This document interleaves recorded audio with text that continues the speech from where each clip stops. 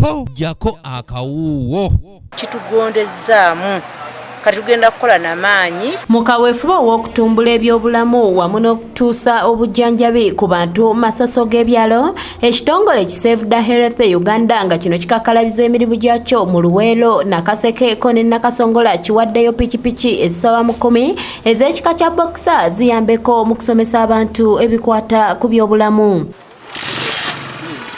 Kino kiddiridde okubalukawo okw'ekirwadde ekya ssenyiga omukambwe ekya COVID-19 nga kino kyatuuka n'okuleetawo omuggalo mu ggwanga lyattu wamu n'okusannyalaza emirimu n'obuweereza obw'enjawulo mu bitundu ebitali bimu. Y'ensonga lwaki twatudde ne tulowooza nnyo ku ngeri ki gye tunaasigala nga tutambula bulungi. Abakulembeze okuva mu kibiina kya munno mu bulwadde sibakuddamu okukaluubirizibwa mu kutuusa obujjanjabi wamu n'okusomesa abantu masoso g'ebyalo oluvannyuma lw'okukwasibwa pikipiki zino ezigenda okubayambako mu by'entambula. Frederick Mukaire ng'ono ssenkulu wa Save for Health Uganda ategeezezza nti wakati mu kusoomoozebwa eggwanga lino kwe lirimu, okulwala tekusobola kulinda nga y'ensonga lwaki bavuddeyo n'engeri gye balina okusigala nga batuusa obuweereza mu by'obujjanjabi ku bantu. Kaakati naffe ng'ekibiina ekya munno mu bulwadde twagala mu mbeera eyo gye tutambuliramu mu kusoomoozebwa okwo kwe tulimu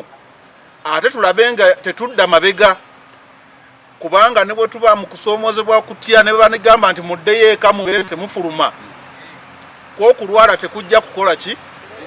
Kulekayo kulwala. Ate bw'onoolwala oteeka okugenda mu ddwaliro. Ye Juliet Kibirige nga yakulira ekibiina kya munno mu bulwadde agamba nti entambula ya pikipiki zino ezigabiddwa za kuyambako okukola emirimu biina eby'enjawulo okuva mu miruka 8 na butya bwe zigenda okukozesebwa. pikipiki zino zigenda kukozesebwa abakulembeze mu bibiina 8 era ng'ebibiina bino biri mu miruka 8 egyetongodde mu districts ezo esatu zetulabye. Ye mmeeya wa Luweero omulonde Chris Jones akalatidde abaweereddwa entambula zino era n'abasaba okukolera abantu mu bitundu gye bawangaalira. Si kuba mukambwe ng'omukulembeze mukaawu ng'oli muvumi nnyo, oli mujeregerezi muvoozi n'olusi ng'oli mutemu. Naye omukulembeze ye muntu asobola okutegeera nti abantu b'ekitundu balina kye bagatta ku bukulembeze bw'ekitundu n'enkulaakulana bangi. Teri bukulembeze butava eri Katonda, njagala mbeera abakulembeze abalungi. Baba mu kubaweereddwa entambula zino basiimye enkola eno wabula ne bannyonnyola nga babadde batambula engendo empanvu kyokka nga kati bakawanguyirwa mu mirimu gyabwe.